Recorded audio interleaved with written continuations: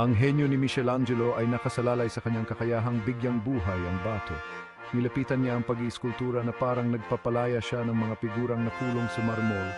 Bawat hampas ng pait ay nagpapakita ng kanilang mga nakatagong anyo. Ang kanyang kaalaman sa anatomiya ng tao ay walang kapantay na nagpapahintulot sa kanya na ilarawan ng mga kalamnan, litid at laman na may nakakagulat na realismo.